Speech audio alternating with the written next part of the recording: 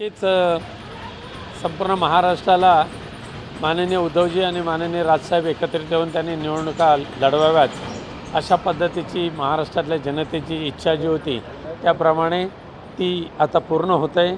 मुंबई महापालिकेसहित सर्व महापालिकांमध्ये ह्या दोन्ही पक्षांची युती होण्यासाठी प्रयत्न चाललेले आहेत, चर्चा चालू झालेले आणि ह्या बहुतेक चर्चा मुंबईसहित बाकीच्या महापालिकांची चर्चासुद्धा अंतिम टप्प्यात आहे।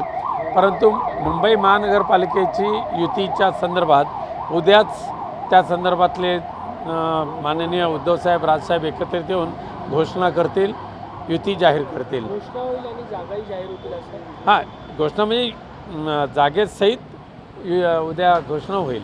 सर, एकीकडे असं असलं तरी दोन्ही ठाकरे बंधू एकत्र आले तरी त्याचा कुठल्याही पद्धतीचा फरक महायुतीला किंवा भाजपला पडणार नाही अशा पद्धतीची नेते मंडळी जे शिंदेची व भाजपची तो प्रतिक्रिया देतात दिसून येईल। आता फार दिवस लांब नाही आहेत, पण ज्यावेळेला दोन्ही ठाकरे बंधू उद्धवसाहेब राजसाहेब ज्यावेळेला मुंबईसहित महापालिकांच्या राजकारणामध्ये उडी घेतील एकत्रित, त्यावेळेला संपूर्ण राजकारण बदललेलं असेल हे दिसून येईल।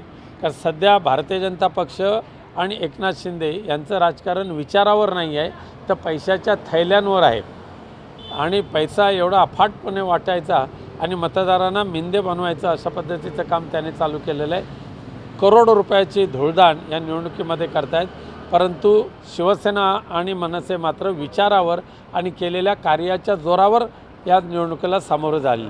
दुसरा एक प्रश्न होता, एकीकडे ठाकरे बंधू एकत्र आले तर तिकडे पुणे पिंपरी चिंचवडमध्ये दोन्ही राष्ट्रवादी ज्या आहेत त्या एकत्र येतात आहे, अजित पवार शरद पवार एकत्र येतात आहे, कसं बघता या सगळ्याकडे? ठीक आहे, मला त्या युतीवर काय बोलायचं नाही। याबाबतची शिवसेना उद्धव बाळासाहेब ठाकरे पक्षाची स्पष्ट भूमिका यापूर्वी शिवसेना नेते माननीय संजय राऊत साहेबांनी मांडलेली आहे। चला, धन्यवाद।